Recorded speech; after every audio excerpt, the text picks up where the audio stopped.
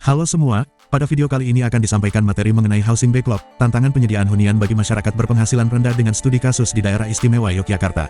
Materi yang akan disampaikan meliputi pengantar, isu strategis nasional dan daerah, karakteristik MBR dan kondisi MBR di Daerah Istimewa Yogyakarta berdasarkan kajian terdahulu, inovasi dan langkah strategis dalam menangani permasalahan backlog perumahan bagi MBR.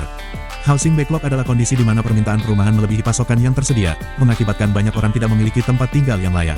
Masalah ini menjadi salah satu tantangan besar yang dihadapi banyak negara, termasuk Indonesia. Mengatasi housing backlog tidak hanya penting untuk menyediakan tempat tinggal yang layak, tetapi juga memiliki dampak sosial dan ekonomi yang signifikan. Dengan mengurangi ketidaksetaraan sosial, kita dapat meningkatkan kualitas hidup masyarakat dan mendorong pertumbuhan ekonomi daerah. Indonesia memiliki populasi lebih dari 270 juta jiwa dengan tingkat pertumbuhan sekitar 1,1% per tahun. Pertumbuhan populasi yang pesat ini meningkatkan tekanan pada pasar perumahan, menyebabkan permintaan yang terus meningkat. Menurut data Susenas dan Kementerian PUPR tahun 2023, angka backlog perumahan di Indonesia mencapai 12,7 juta unit. Angka ini menunjukkan peningkatan sebesar 1,7 juta unit dari tahun 2022. Backlog perumahan ini mencerminkan ketidakmampuan pasokan perumahan untuk memenuhi permintaan yang terus meningkat. Lebih dari 93% dari backlog perumahan ini dialami oleh masyarakat berpenghasilan rendah MBR, yang merupakan kelompok yang paling rentan terhadap kekurangan perumahan layak, dan membutuhkan perhatian khusus dari pemerintah dan pemangku kepentingan lainnya.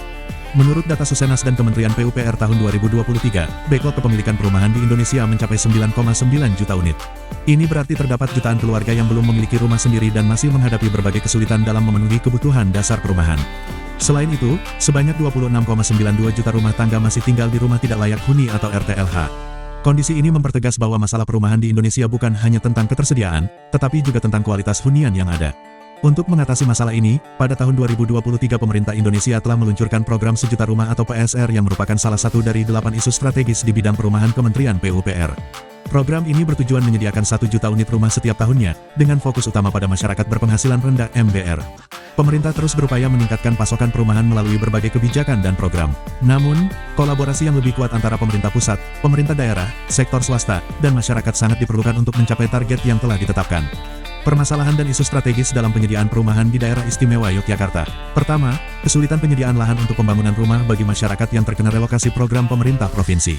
Penyediaan lahan yang terbatas mengakibatkan penundaan dalam pembangunan perumahan baru, terutama untuk masyarakat berpenghasilan rendah MBR yang sangat membutuhkan. Kedua, keterbatasan anggaran secara nasional sehingga penyelesaian penanganan rumah tidak layak huni RTLH menjadi terhambat. Ketiga, kebutuhan masyarakat akan perumahan yang semakin meningkat, terutama di perkotaan, mengakibatkan alih fungsi lahan yang tidak terbendung. Belum maksimalnya peran aktif dari pemangku kepentingan dalam penyelenggaraan pembangunan di bidang perumahan juga menjadi tantangan. Koordinasi dan kolaborasi antara pemerintah pusat, pemerintah daerah, dan sektor swasta perlu ditingkatkan untuk mencapai target pembangunan perumahan.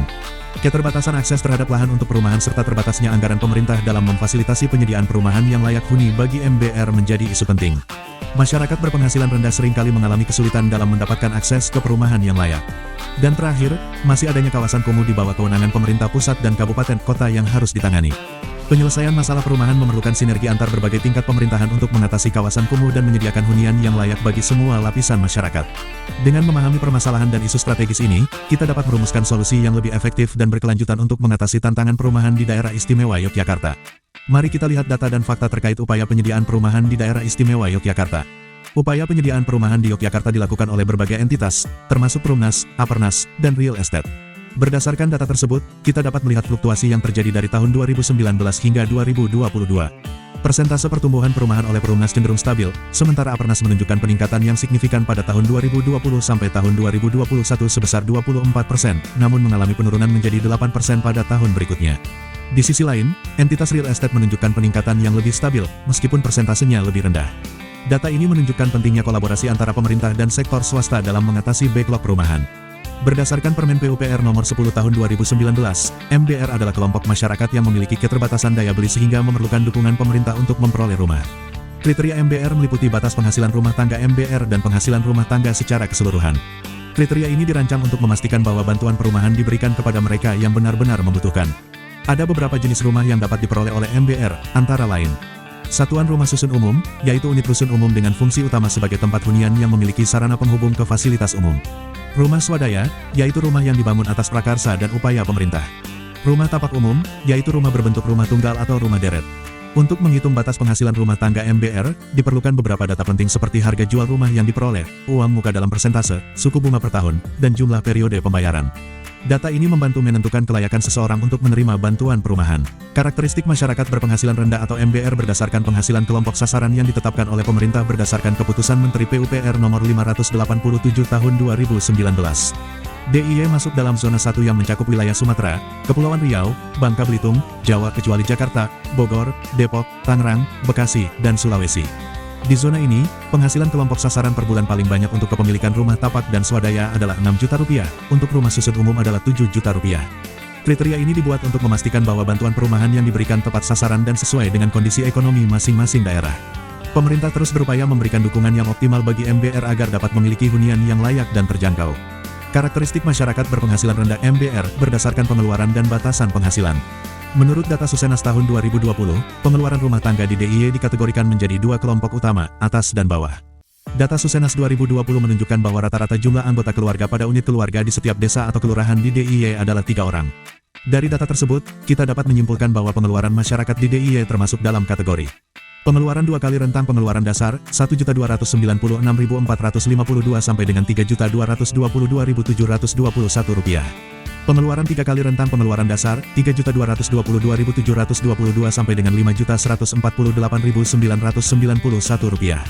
Dan pengeluaran 4 kali rentang pengeluaran dasar, Rp5.148.991 sampai dengan Rp7.075.261. Merujuk pada hasil kajian terdahulu mengenai karakteristik penduduk masyarakat berpenghasilan rendah atau MBR berdasarkan teori sosioekonomik status atau SES di Daerah Istimewa Yogyakarta. Teori SES mengklasifikasikan individu atau sebuah keluarga berdasarkan kemampuan ekonomi atau status sosialnya. Pembagian kelas SES terbagi menjadi beberapa kategori, yaitu upper yaitu SES A, dan B, middle yaitu SES C1, dan C2, dan lower yaitu SES D, dan E. Variabel perhitungan SES meliputi beberapa faktor penting, yaitu pengeluaran rutin bulanan rumah tangga, jumlah anggota rumah tangga, sumber air minum, dan sumber bahan bakar untuk memasak.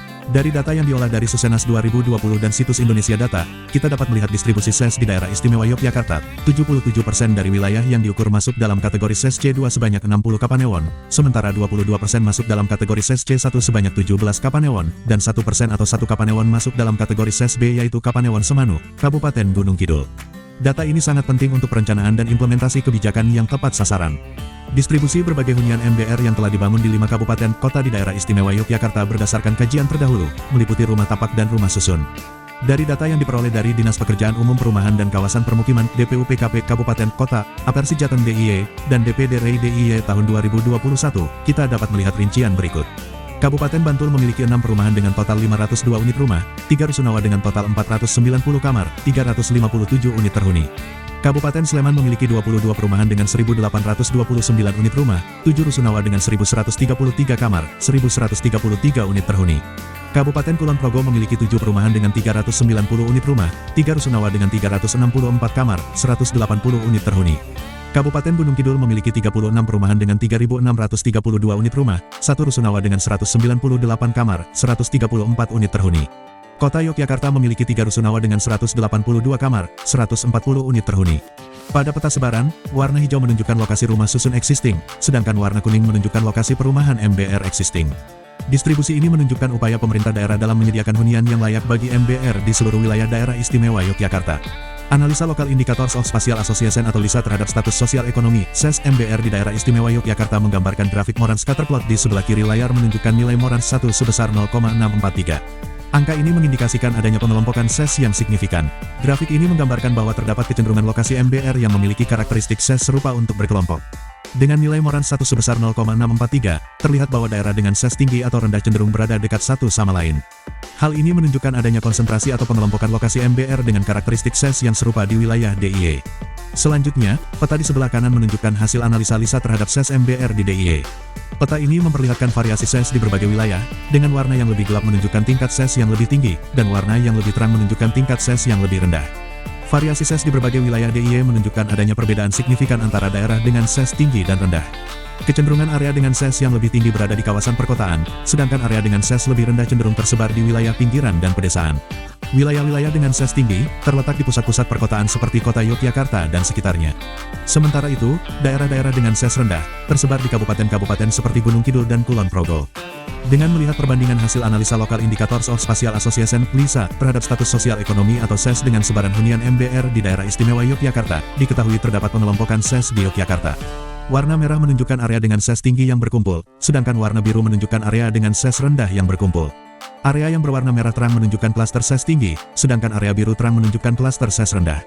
Klaster ini menunjukkan adanya konsentrasi SES tertentu di wilayah-wilayah tersebut. Analisa ini penting untuk memahami distribusi hunian MBR di Yogyakarta dan bagaimana hal ini berkaitan dengan pengelompokan SES seperti Sleman dan kota Yogyakarta. Dapat dilihat bahwa terdapat kombinasi antara klaster SES tinggi dan rendah yang dekat dengan lokasi hunian MBR.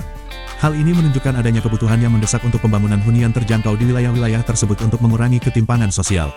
Informasi ini sangat berguna bagi pemerintah dan pemangku kepentingan dalam merencanakan pembangunan hunian yang lebih terarah dan efektif. Dengan memahami hubungan antara SES dan sebaran hunian MBR, kita dapat mengidentifikasi area prioritas untuk intervensi kebijakan dan program bantuan perumahan. Berdasarkan kajian terdahulu mengenai analisis jumlah penduduk masyarakat berpenghasilan rendah MBR di daerah istimewa Yogyakarta berdasarkan kategori pengeluaran dan pendekatan desil 62%, dapat dilihat distribusi jumlah penduduk di 5 kabupaten dan kota di daerah istimewa Yogyakarta, yaitu Bantul, Gunung Kidul, Kulon Progo, Sleman, dan kota Yogyakarta. Data ini didasarkan pada Survei Sosial Ekonomi Nasional (Susenas) tahun 2020. Kolom pertama menunjukkan jumlah penduduk di setiap kabupaten kota. Kolom-kolom berikutnya menunjukkan persentase dan jumlah penduduk MBR berdasarkan kategori pengeluaran, yaitu kategori 2 kali, 3, dan 4 kali pengeluaran. Selain itu, tabel ini juga menampilkan jumlah penduduk MBR berdasarkan pendekatan desil 62%. Pendekatan ini digunakan untuk mengidentifikasi penduduk yang benar-benar membutuhkan bantuan perumahan. Secara keseluruhan, jumlah penduduk MBR di daerah istimewa Yogyakarta mencapai 2.564.362 jiwa dengan pendekatan kategori pengeluaran, dan 2.274.606 jiwa dengan pendekatan desil 62%. Data ini menggambarkan tantangan besar dalam penyediaan perumahan yang layak bagi masyarakat berpenghasilan rendah. Analisis ini memberikan gambaran yang jelas tentang distribusi penduduk MBR di Yogyakarta dan menjadi dasar penting untuk perencanaan dan kebijakan perumahan yang lebih efektif. Dengan data ini, pemerintah dan pemangku kepentingan dapat merumuskan strategi yang tepat untuk mengatasi backlog perumahan dan meningkatkan kualitas hidup masyarakat. Dari hasil prediksi penduduk MBR sebelumnya, maka dapat dilakukan perkiraan atau prediksi terhadap kebutuhan rumah tapak bagi masyarakat berpenghasilan rendah MBR di daerah istimewa Yogyakarta. Menurut data dari Susenas dan hasil agregasi desil, pada tahun 2020, jumlah penduduk MBR di DIY mencapai 2.419.484 orang menurut Susenas dan 2.274.606 orang berdasarkan agregasi desil. Prediksi untuk tahun 2024 menunjukkan peningkatan jumlah penduduk MBR menjadi 2.464.178 menurut Susenas dan 2.316.623 menurut agregasi desil. Dengan asumsi bahwa satu rumah tangga terdiri dari 5 orang, jumlah rumah tangga MBR yang membutuhkan rumah tapak diprediksi mencapai 492.836 rumah tangga. Untuk memenuhi kebutuhan ini, diperlukan luas lahan yang signifikan.